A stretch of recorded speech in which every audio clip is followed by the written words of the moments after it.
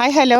ഞാനൊരു വീഡിയോ ചെയ്യാമെന്ന് പറഞ്ഞിട്ടാണ്. കാരണം എന്ന് പറഞ്ഞിട്ടുണ്ടെങ്കിൽ എന്താണെന്നറിയോ, ഞാൻ വീഡിയോ ചെയ്യുമ്പോൾ പൊതുവേ മേക്കപ്പ് ഒന്നും ചെയ്യാറില്ല, ഡ്രസ്സൊന്നും മാറ്റാറില്ല, ഒന്നും ചെയ്യാറില്ല. ഞാൻ എങ്ങനെ നിൽക്കുന്നുവോ അങ്ങനെ തന്നെയാണ് ഞാൻ എപ്പോഴും വീഡിയോ ചെയ്യാറ്.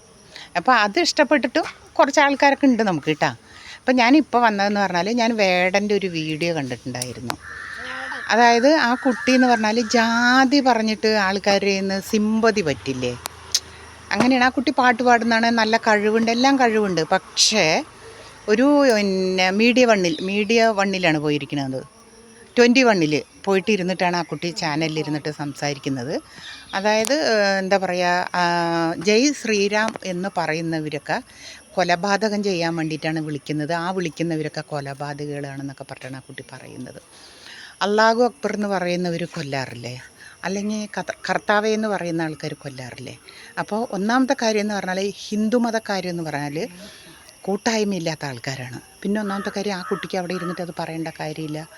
ഇപ്പോൾ ഇതാ ഇന്നാൾ കൃഷ്ണകുമാറിൻ്റെ മകളുടെ കടയിൽ നിന്ന് കാശ് കട്ടിട്ട് 3 ആൾക്കാർ, അതായത് 69 ലക്ഷം രൂപയാണ് കട്ടിരിക്കുന്നത് ആ കുട്ടികൾ. നിഷ്പ്രയാസം കടയിൽ നിന്ന് കട്ടുകയും ചെയ്തിട്ട് ആ കുട്ടികൾ എന്താ പറയുക, ഞങ്ങളെ ജാതി പറഞ്ഞ് ആക്ഷേപിച്ചു എന്നാ. കാരണം അങ്ങനെ പറയുമ്പോൾ അതിന് പിന്താങ്ങലായിട്ട് കുറേ ആൾക്കാർ നടക്കുന്നുണ്ട്, മനസ്സിലായില്ലേ. അപ്പോൾ നമ്മുടെ ഹിന്ദുക്കൾ തന്നെ അങ്ങോട്ടും ഇങ്ങോട്ടും തിരിഞ്ഞു കുത്താൻ തുടങ്ങിയിട്ടുണ്ടെങ്കിൽ പിന്നെ ആരാണ് നമ്മൾക്കിവിടെ എന്തെങ്കിലും ഒരു പിടിനിലയുണ്ടോ ഹിന്ദുക്കൾക്ക്? ഇല്ല. കാരണം എന്തുകൊണ്ടാണ്? ഹിന്ദുക്കൾക്ക് കൂട്ടായ്മയില്ലാണ്ടാണ് ഹിന്ദുക്കൾ തന്നെ ഹിന്ദുക്കളിനെ കുത്തുന്നത്, മനസ്സിലായില്ലേ. അപ്പോൾ എന്താ പറയുക, അങ്ങനെ എന്തിനാ പറയുന്നത്? ആ കുട്ടി പാട്ടുകാരനാണെങ്കിൽ പാട്ടുകാരനായിട്ട് പൊക്കോട്ടെ.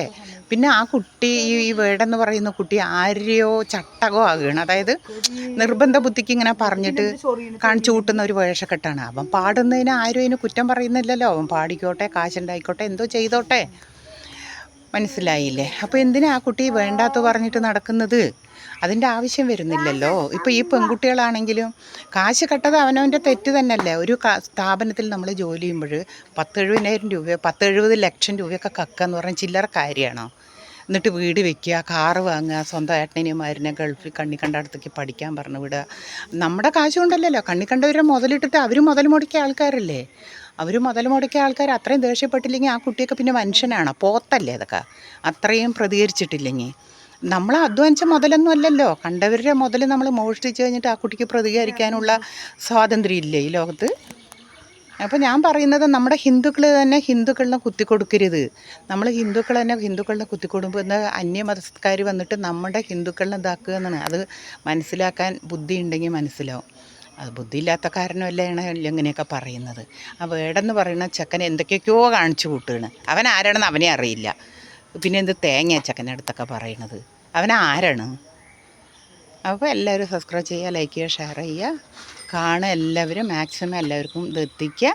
ഞാൻ ആരും കുറ്റം പറഞ്ഞതല്ല. അപ്പോൾ എല്ലാവർക്കും ഒരിക്കൽ കൂടി ഹായ്.